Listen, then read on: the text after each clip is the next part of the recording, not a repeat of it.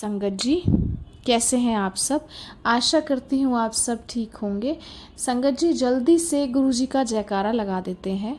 जय गुरु जी, धन धन गुरु जी, वाह वाह गुरु जी, शुक्राना गुरु जी, लव यू गुरु जी।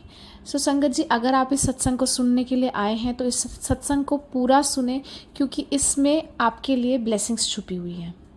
तो संगत जी, स्टार्ट करते हैं सत्संग से। संगत जी, ये सत्संग मुझे इंस्टाग्राम पे शेयर हुआ। तो जिन आंटी ने मेरे साथ ये सत्संग शेयर किया है, उन्होंने अपना नाम तो नहीं दिया है, पर संगत जी, मैं उनको एडवोकेट आंटी के नाम से बुलाऊंगी।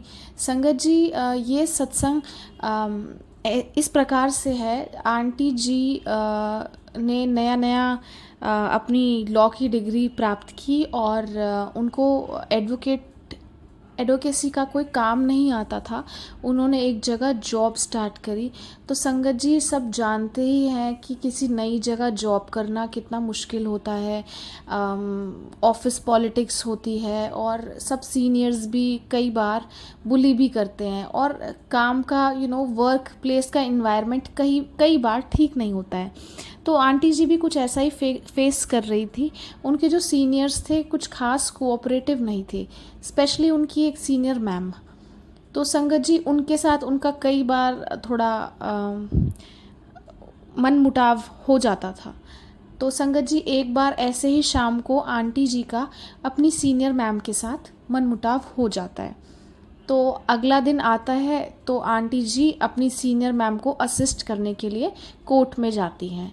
तो जैसे ही आंटी जी और मैम कोर्ट में जाती हैं उनकी, तो मैम कोर्ट में अपीयर होती हैं और आंटी जी उनको असिस्ट कर रही होती हैं। तो जो कोर्ट में जो मैटर कॉल होता है, तो जो जज साहब होते हैं उस मैटर में, वो बहुत ही गुस्से वाले जज साहब होते हैं। तो जैसे कि हमें पता ही है कि कई बार जजेस अच्छे होते हैं, कई बार जजेस गुस्से वाले होते हैं। तो इस मैटर में जो जज साहब हैं वो काफ़ी गुस्से वाले होते हैं। और जिस मैटर में आंटी जी और उनकी मैम अपीयर हो होती है, वो जज साहब फाइल फेंक देते हैं केस की साइड में और कहते हैं ये केस में तो दिक्कत है, ये केस में आपकी तरफ से बहुत दिक्कतें हैं, और केस की फाइल को साइड में फेंक देते हैं। तो उसके बाद आंटी जी के ऊपर तो कोई दोष नहीं आएगा, क्योंकि उनके सीनियर उनके साथ थे। तो सारी जो रिस्पॉन्सिबिलिटी है उनकी सीनियर की हो जाती है। तो फिर उनकी सीनियर भी सरप्राइज़ हो जाती हैं, क्योंकि उनकी सीनियर जो है वो काम में बहुत अच्छी थी। तो उन्हें लगता है कि मुझसे ऐसी गलती तो हो ही नहीं सकती, जज साहब ने मेरी फ़ाइल कैसे फेंक दी, क्योंकि उनकी तो फिर आंटी जी और सीनियर दोनों बाहर आते हैं और फिर सीनियर का मूड काफ़ी ख़राब होता है। तो वो आंटी जी को काम सौंप के चली जाती हैं। वहाँ कोर्ट में आंटी जी काफ़ी चीज़ों को चेक करती हैं कि जज साहब ने हमारी फ़ाइल क्यों फेंक दी, वो सब चीज़ें देखती हैं और अपनी सीनियर की काफ़ी मदद करती हैं।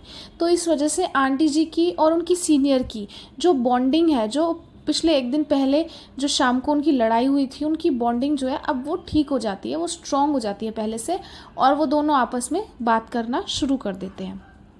अब इसी मैटर में अगली तारीख लगती है। अब क्योंकि सीनियर के सामने तो जज साहब ने फाइल फेंक दी थी, तो सीनियर वैसे भी बहुत चालाक होते हैं। तो इस बार सीनियर डिसाइड करती है कि आंटी जी को कोर्ट में भेजते हैं, क्योंकि ये जज साहब भी बहुत गुस्से वाले हैं। तो मेरे ऊपर दोष ना आए, तो क्यों ना आंटी जी को भेज दिया जाए। तो आंटी जी को एक दिन पहले बताया जाता है कि कल तारीख पर आप ही जाओगे। तो आंटी जी थोड़ा खुश तो होती हैं, क्योंकि उनको जाने का मौका मिलेगा, लेकिन साथ ही साथ वह परेशान भी हो जाती हैं, क्योंकि उनको लगता है कि जज साहब तो बहुत ही गुस्से वाले हैं। तो इस बार भी अगर कुछ ऊंच नीच या गड़बड़ हो गई तो उसका सारा दोष उन्हीं पर आएगा। तो आंटी जी, क्योंकि गुरुजी की फॉलोअर हैं, वो गुरुजी का नाम लेना शुरू कर देती हैं। जैसे ही मैटर कॉल होने वाला होता है, आंटी जी गुरुजी को याद करती हैं और बोलती हैं, गुरुजी मुझे नहीं पता, ये मैटर आप संभालो, आप ही आके मेरी जगह आर्ग्यूमेंट करो। सो आंटी जी आर्ग्यूमेंट करने वाली होती हैं, जज साहब बुलाते हैं, आओ जी। उससे पहले जज साहब सारी केस में फ़ाइल उठा उठा के साइड में फेंक रहे होते हैं, ये केस डिसमिस, ये केस विड्रॉ करो, ये केस में ये करो वो करो। सो आंटी जी को टेंशन तो काफ़ी हो रही होती है, लेकिन साथ ही साथ आंटी जी को ये भरोसा होता है, विश्वास होता है कि गुरुजी कुछ ना कुछ चमत्कार तो करेंगे। तो आंटी जी मैटर में अपीयर होती हैं। जैसे ही आंटी जी मैटर में अपीयर होती हैं, जज साहब बुलाते हैं, हाँ जी बताइए। तो आंटी जी बताना शुरू करती हैं। अब जब आंटी जी बताना शुरू करती हैं तो जज साहब बोलते हैं रुको। तो आंटी जी रुक जाती हैं क्योंकि जज साहब गुस्से वाले हैं। उसके बाद जज साहब बोलते हैं इस केस में तो ये है, मुझे सब पता है। ऑपोजिट पार्टी जो होती है, जज साहब उन्हें ही बोलते हैं कि आपके केस में गड़बड़ है, आपका केस यहाँ फाइल ही नहीं होना था, ये तो हिमाचल प्रदेश का केस है और इसको विड्रॉ करो। और क्योंकि आंटी जी को उसी एप्लीकेशन पे बहस करनी थी कि आंटी जी और उनकी सीनियर ठीक थे और ये केस विड्रॉ होना था हिमाचल प्रदेश में। लेकिन अगर आंटी जी जज साहब को समझाती तो जज साहब तो वैसे ही गुस्से वाले थे, कुछ भी हो सकता था। पर गुरुजी ने ऐसी कृपा करी, ऐसा चमत्कार किया कि जज साहब खुद ही, जो आंटी जी को बोलना था वो जज साहब खुद ही बोलने लगे और बोले रुको मैं बताता हूँ, इस केस में तो ये गलती है और ये विड्रॉ होने वाला है। ऑपोजिट पार्टी की जो वकील होती हैं वो भी बहुत शॉक्ड रह जाती हैं, क्योंकि वो सोच रही थी कि सारी गलती आंटी जी की निकाली जाएंगी। वो तैयार थी उन आंटी जी की पार्टी पर आरोप लगाने के लिए, लेकिन सारा पासा गुरुजी पलट देते हैं, बिल्कुल पलट के रख देते हैं।